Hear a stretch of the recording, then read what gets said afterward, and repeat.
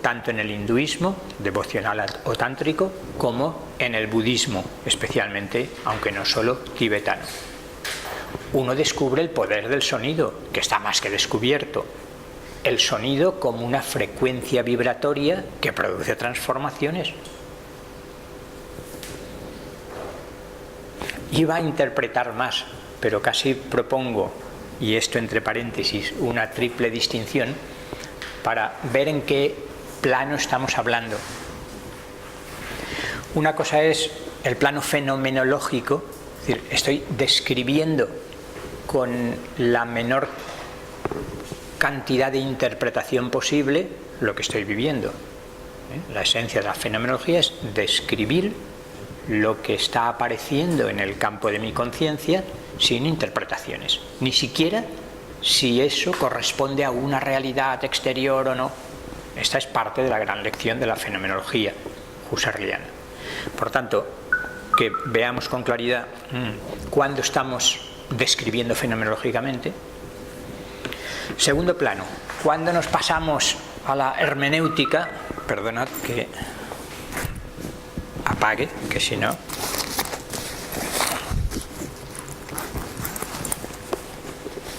Sabéis que después de la fenomenología aparece la hermenéutica ya mucho antes, pero sobre todo Heidegger y Gadamer, y empiezan a decir, bueno, este intento de los fenomenólogos de describir sin interpretar es una utopía.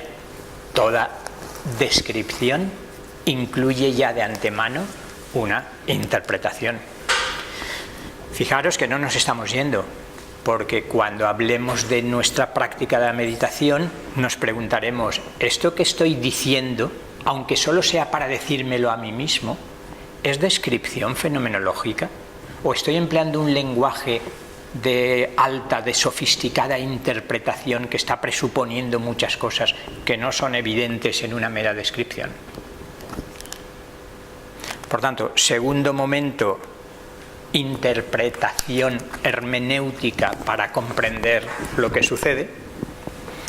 Y tercer momento, casi podríamos ya llamar el plano metafísico. Ya sé que esta palabra es casi tabú en nuestros días, metafísicos, según Habermas y todos los posmodernos, pero un nivel metafísico sería cuando hay una interpretación, pero además conscientemente filosófica, sofisticada, que es consciente de que va mucho más allá que la mera descripción de la experiencia o una interpretación más o menos aferrada a la experiencia, sino que da un salto más allá.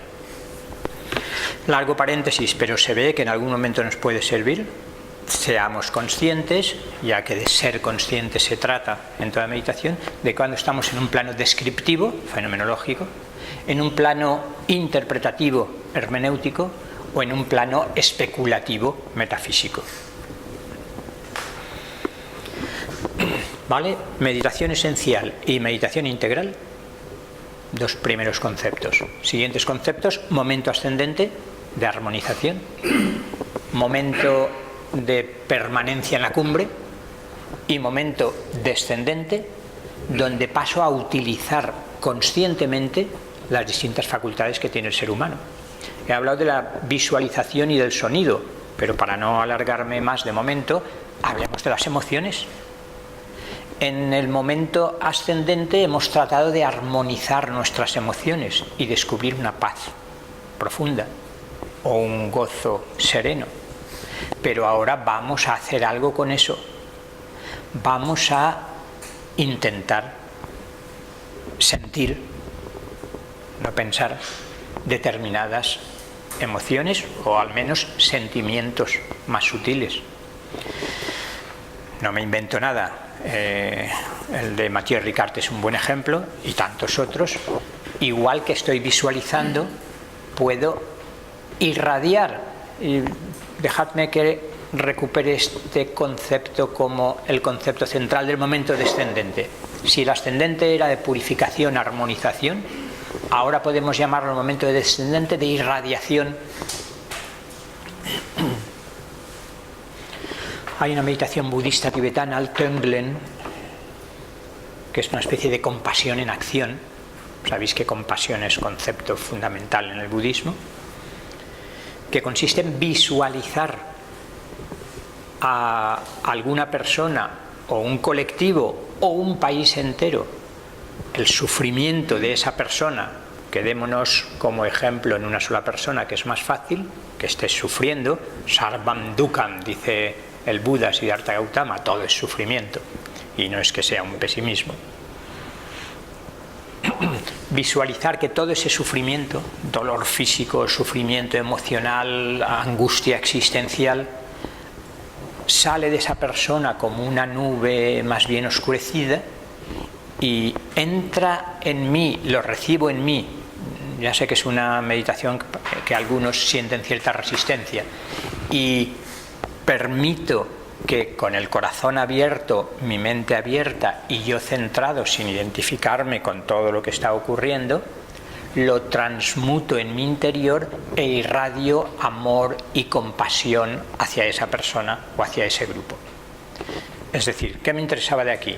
Dentro de la meditación integral, una específica, como hace mucho el budismo, trabajando la bondad amorosa, como podemos traducir Maitri o Metta, es irradiar desde el corazón ese amor compasivo que he empezado a experimentar.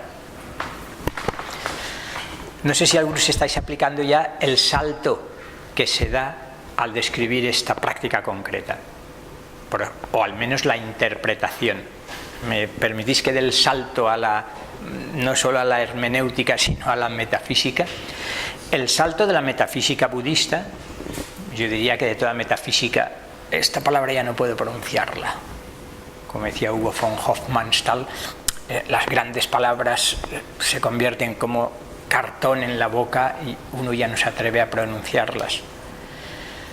Iba a decir que no son la metafísica budista, como los budistas me oigan hablar de metafísica aplicada al budismo, ellos tan antimetafísicos y antifilosóficos, sino en toda concepción esotérica, es la palabra que no quería pronunciar, así es que casi como si no la hubiera dicho, que considera que las energías no quedan reducidas a un movimiento bioquímico y electroencefalográfico en nuestro organismo, sino que nos movemos en un campo de conciencia-energía, y que ese campo de conciencia-energía, tampoco quiero pronunciar el término aura, pero se sale solo, sería solo individual, aura como campo de conciencia-energía que va mucho más allá de nuestro cuerpo físico, en el cual se encuentra nuestro cuerpo físico, y a través de ese sistema de 7 chakras, que como sabéis comparten hinduismo y budismo y esoterismo, uno está irradiando un tipo determinado de energías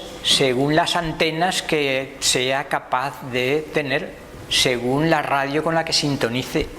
No es lo mismo sintonizar con radio Damasco en determinados momentos o con radio Donald Trump que sintonizar, no sé, con radio Krishnamurti o Sri Aurobindo o el Dalai Lama. Esto se ve muy bien con la música. No es lo mismo sintonizar con hoy ya no tendríamos que decir rock duro, hoy tendríamos que decir cuál es ese tipo de música, ni siquiera el rap tan sudamericano, ¿eh? El reggaetón. No es lo mismo sintonizar con radio reggaetón que con radio Bach o Mozart o Beethoven o Tchaikovsky o quien sea.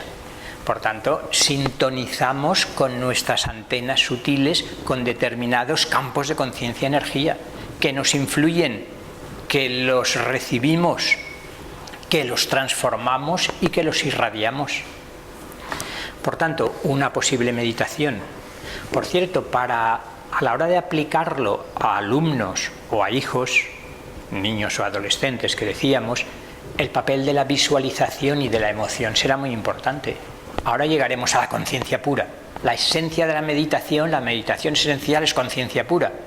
Pero claro, a un niño de 8 o de 14 años o incluso un niño de 45 años no le vamos a decir: instálate en la esencia de la meditación, siéntate a hacer zazen o dzogchen en el budismo tibetano y no hagas nada. Esto no se lo podemos decir. pero sí que le podemos decir, mira, ahora que estás tranquilito, después del momento ascendente, visualiza esto, que puede ser algo tan sencillo como que estás en un valle, tranquilo, con montañas, y ves las flores, y hay un arroyo que circula, y al utilizar su imaginación, su visualización, le resulta más fácil que estar simplemente observando. Y lo mismo con las emociones. Una práctica muy concreta del budismo tibetano en ese sentido es empezar, fijaros que primero se utiliza la imaginación como estímulo interno para provocar una emoción. No sé, visualizar a un ser querido o a un niño que se acerca hacia ti corriendo a abrazarte, y eso está despertando automáticamente en nosotros una determinada emoción. Y después, una vez se ha despertado esa emoción, vamos a poder irradiarla hacia más gente, o en general, o incluso intentando amar a nuestros enemigos, se me ocurre en aquel célebre precepto. ¿Vale? Meditación integral más o menos insinuada. ¿Algo sobre esto? Si no, paso a los últimos conceptos provisionales para entrar ya en la práctica. Sí. Para hacer eso que tú estás comentando, es importante no identificarse con la emoción que refleja esa imagen. Es importantísimo. Pero ¿cómo se identifica eso? ¿Cómo se identifica que te identificas? Claro, porque fijaros que no es la represión o negación de una emoción, es importantísimo. Ya sabemos los efectos, desde nuestro amigo Segismundo Freud, sabemos los efectos de la represión de las emociones. Lo reprimido retorna, y a veces retorna de manera disfrazada y perversa. Por tanto, no se trata de no reconocer conscientemente, al contrario, la represión técnicamente pasa por no reconocer y no aceptar, por no querer que en el campo de nuestra conciencia aparezca eso, entonces yo lo embuto hacia el subconsciente. Un extremo, la represión, supresión, negación.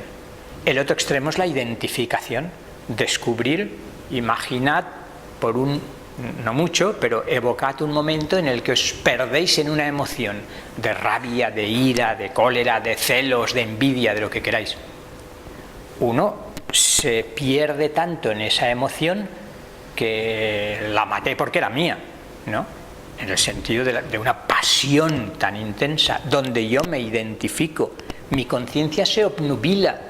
Todos reconocemos ese estado en el que mi conciencia está tan confundida, tan ofuscada, tan perdida en la emoción, que no hay nadie detrás que pueda hacer algo con la emoción. Me está llevando la emoción al huerto, donde quiere. Por tanto, se ve esa actitud que ni suprimo, niego, reprimo, ni me pierdo identificándome con ella, sino que la estoy sintiendo. Lo que pasa es que yo no me identifico con lo que siento. ¿Se intuye un poco? Despersonalizar. Despersonalizar, no. Yo diría, la primera actitud dice, yo no soy eso, esto no es mío. ¿Se ve?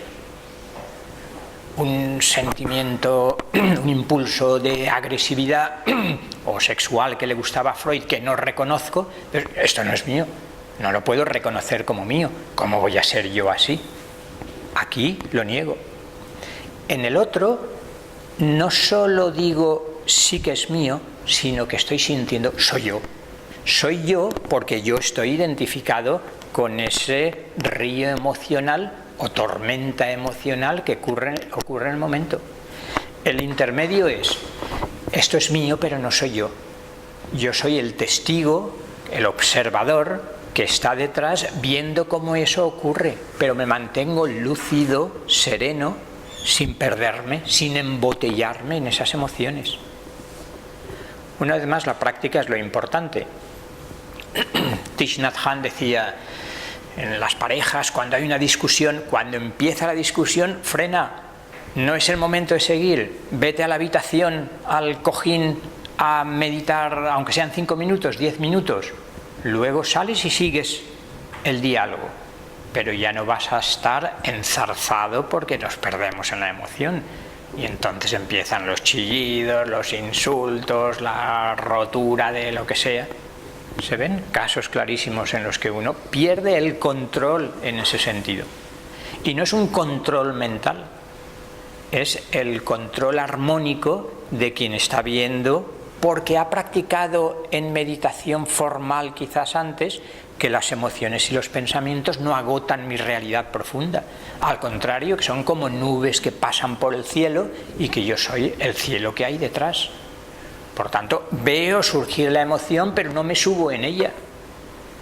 ¿Se ve la diferencia de esas tres actitudes importantes? Últimos 3 conceptos, decía. Meditación como técnica, meditación como actitud y meditación como estado. Creo que son en sí mismos bastante claros, pero los comento muy brevemente. La meditación como técnica, que pasamos a hacer ya inmediatamente, es lo que algunos llaman meditación formal. Es una práctica concreta de 15 minutos, 20 minutos, media hora. Normalmente sentado. Después distinguiremos entre meditación en quietud y meditación en acción o en movimiento. Pero de momento, meditación sentado, estoy quieto, meditación como técnica. Hago una técnica muy determinada, como las que haremos. Pero la meditación como técnica, el sentido que tiene es llevarlo luego a la vida cotidiana. Los que habéis practicado estaréis cansados de comprobar que a lo mejor con relativa facilidad uno consigue cierto estado de conciencia meditativo, agradable, pacífico, sereno, pero que en cuanto sale a la vida cotidiana, o a los 5 minutos o a los 15 minutos, en cuanto me encuentro con mi mujer, mi compañero, mi hijo, mi jefe o quien sea, el estado de meditación desaparece inmediatamente. Y me encuentro identificado con los mismos automatismos, con los mismos condicionamientos inconscientes que Krishnamurti proponía mirar con tanta exquisitez, y pienso, la meditación no me sirve para nada. Por tanto, la meditación como práctica es una invitación a que la meditación se convierta en una actitud desde la que puedo vivir la vida cotidiana. ¿Y en qué consiste la actitud meditativa, recogiendo lo que hemos practicado en la meditación como técnica? Lo que hemos dicho, vivir desde el testigo que observa sin identificarse todos los movimientos emocionales y mentales. ¿Se ve? Clave de la actitud meditativa. Utilizo este término nuevo entre nosotros, para no utilizar de determinadas tradiciones religiosas, el Atman o el Purusha en el hinduismo. Soy un sujeto autoconsciente, libre respecto a mis emociones y mis pensamientos. Podemos caracterizar así la esencia de la actitud meditativa. Y tercer concepto, la meditación como estado. Es decir, la práctica de la meditación como técnica, y la actitud meditativa, lo que pretenden es alcanzar e instalarse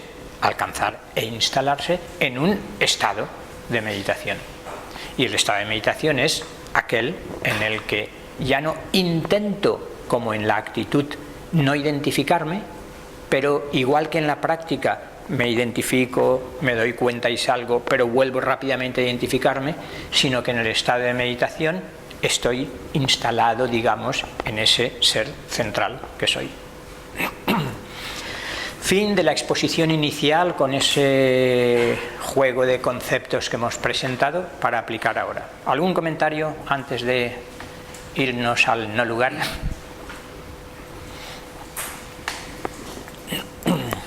Pues vamos a la práctica. Bueno, algunos comentarios. Quien esté acostumbrado al suelo, que veo que te levantabas ya a sentarte en perfecto Padmasana. Era más prosaico, te imaginaba ya como una yogini consumada.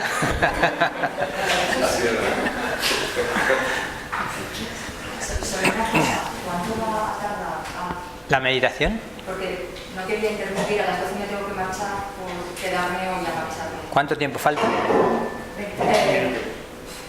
19, 18 minutos. 18 minutos. Porque tú lo preguntas, si no, es mejor no decir cuánto va a tardar la meditación. No quiero Bueno, condicionar nada. vamos a esperar a que venga. Como quieras. Pero también puedes levantarte e irte tranquilo. Es que no interrumpes. Al contrario, tu movimiento será un contenido más que entra en nuestra conciencia y que observamos sin identificarnos. O sea que mi invitación sería quedarte hasta el momento en que tengas que irte y salir tranquilamente. Sin miedo además de decir, ¡ay, que voy a hacer ruido! Sales como si nada. Pues sí, así que voy a poner ahí. Bueno, hablaba antes de la metáfora de la montaña, del inicio, del abismo, de la bajada. Probablemente, también hay distinciones, creo que técnicas, por ejemplo, contemplativas, más no el estado generativo de que generas algo también, ¿no? Incluso hay otros que de construcción de Lego también. Cuando estás en la montaña, a lo mejor has llegado a un momento y has desarrollado la habilidad de contemplar, de involucrarte, puede ser espontáneamente estar en el pico de la montaña, ¿no? Y generar algo sin estar identificado con ello. Exacto. La práctica es la que te ayuda, ¿no? Justo, sí, sí. Son todas las dos actitudes, ¿no? Me gusta llamarlo meditación más o menos formal, ¿no? Lo hablamos, ¿no? También con el mundo de las formas y el mundo del ser, ¿no? Entonces, como que el mundo de las formas necesitas el objetivo y la mente a lo mejor le gusta saber por qué estoy haciendo esto, como que también es una meditación en acción, ¿no? Y luego, la esencial sería justamente el estado, ¿no? Exacto. Aunque después para estar, lo funciona por lo menos para explicar a las personas que a lo mejor tampoco es mucho, pero que no saben muy bien cómo. En el mundo de las formas nos gusta tener un objetivo. ¿Para qué estoy haciendo esto? Vamos a hacer ahora. Exacto. Separarlo. Sí, perfecto. Por eso la insistencia en que no es un hacer, sino que es contemplar, término que tampoco había utilizado, pero que es perfecto. Estado de contemplación. Observaciones previas, por ejemplo, de la postura. En última instancia, la postura es secundaria, pero en última instancia, al principio es muy recomendable tomarse en serio la postura. Si algunos habéis hecho un retiro, una session zen, veréis que le concede una importancia total, ¿no? Una postura digna, se suele insistir. Voy a meditar. Insisto, quien conocéis alguna foto de Ramana Maharshi, pues Ramana Maharshi estaba ahí con su taparrabos tirado en su sofá y estaba en meditación esencial permanente. Pero para nosotros mejor una postura o silla o suelo. Quien esté acostumbrado a estar en el suelo con un cojín porque ha hecho yoga o porque está muy flexible y puede sentarse en el suelo, no necesariamente en Padmasana, en la postura del loto, que es un pie sobre un muslo y el otro sobre el otro, que esto es difícil, pero sí en una postura más sencilla, que uno esté cómodo sobre un cojín, un zafu de meditación o una manta o cualquier tipo de cojín, pero que haya una cierta altura y depende de la flexibilidad de cada uno. Es posible que uno necesite para que las rodillas toquen el suelo, si no llega al suelo, poner algo debajo. Si no, uno va a estar tan preocupado del dolor de la pierna que no va a querer nada más que terminar la meditación. Por tanto, si uno se sienta en el suelo porque lo prefiere, que busque la postura cómoda.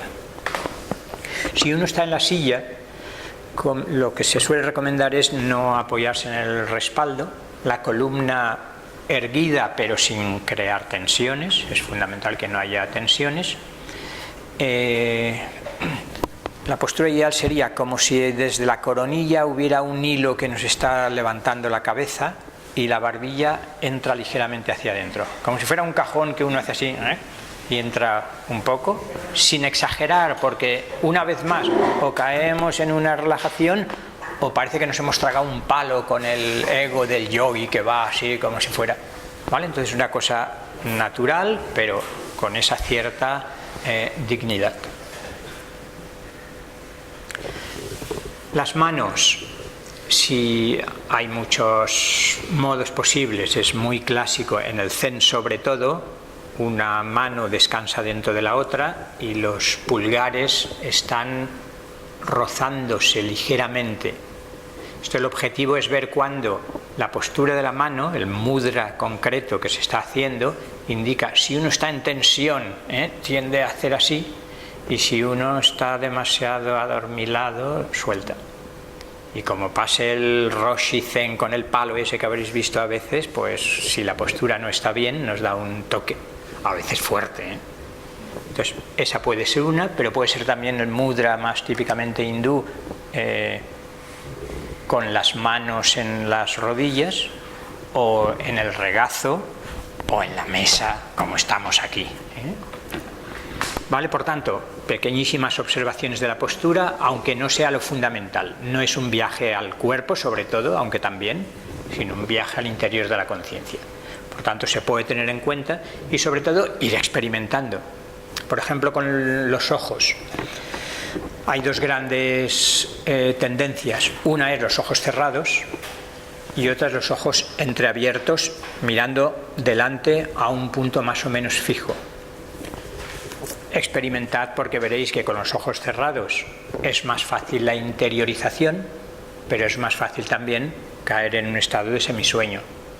Si uno ve que la tendencia es a caer en semisueño, mejor con los ojos abiertos. Con los ojos abiertos uno es más fácil que esté presente aquí, pero es más fácil que se distraiga. Porque mira, aquella se está riendo ahora y el rojo que tiene me está llamando la atención. Por tanto, experimentemos. Ojos cerrados o ojos abiertos. Pues vamos allá. Buscamos la postura. Sin que lo diga, reconoceréis que hacemos el proceso de ascendente, de armonización. Nos quedamos en ese estado de conciencia pura y haremos algo muy ligeramente del momento descendente.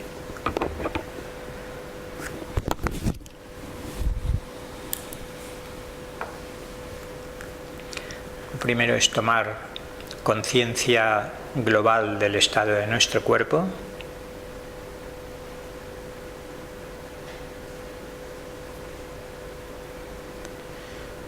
Buscando la postura cómoda y estable.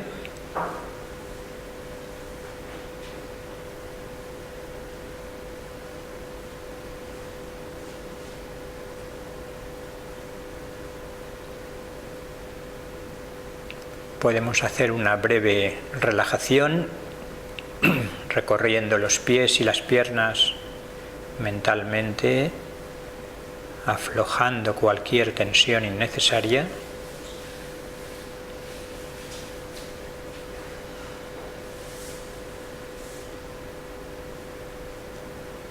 Llevamos la atención a las manos, antebrazos y todos los dos brazos quedan en relax.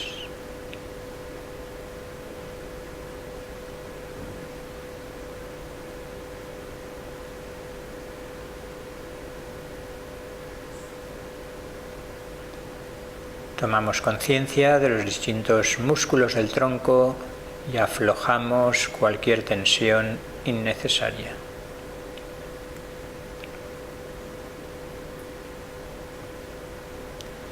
Especialmente los hombros quedan sueltos, sin tensiones.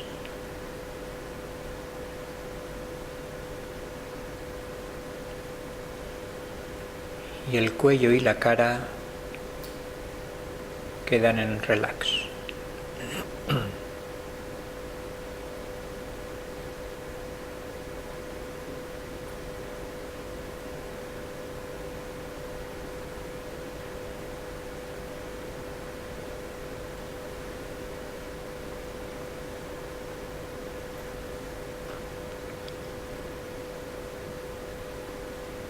Y así permanecemos atentos a cualquier sensación corporal.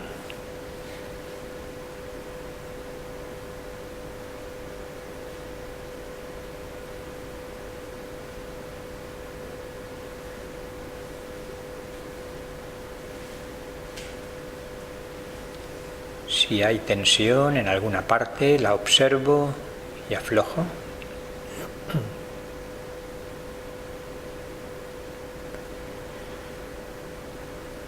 O puedo dirigir la atención a alguno de los puntos de contacto del cuerpo con la silla o con el suelo.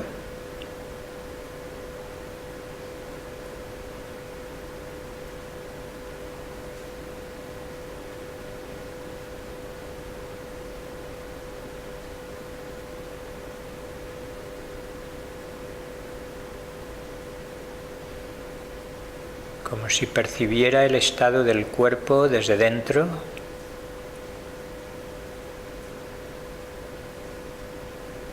con ese sentido interno, esa introspección.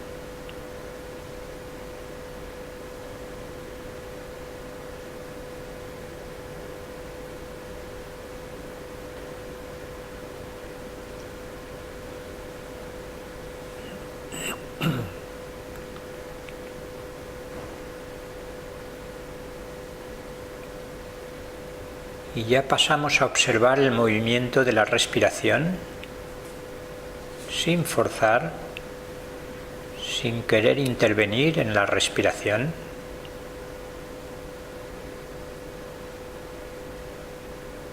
Observo el movimiento de inspirar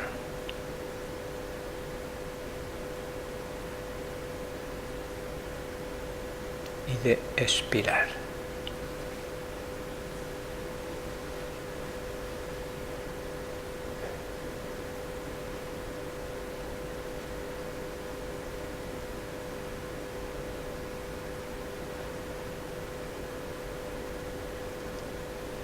Puedo centrarme en el movimiento abdominal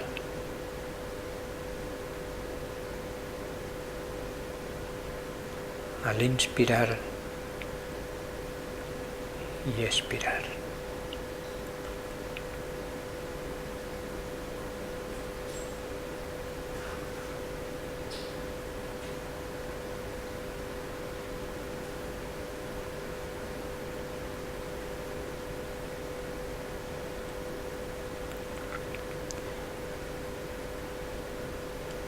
Así convierto la respiración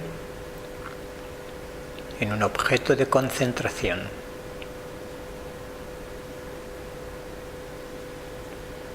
Y cada vez que me doy cuenta de que mi atención se distrae con otras cosas,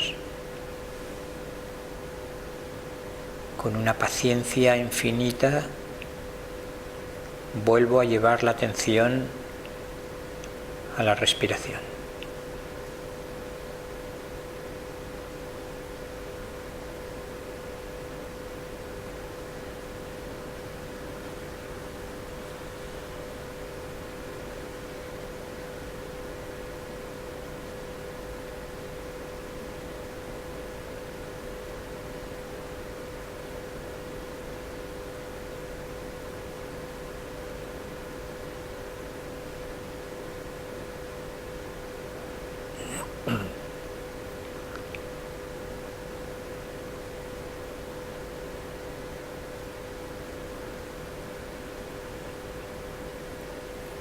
Inspiro conscientemente,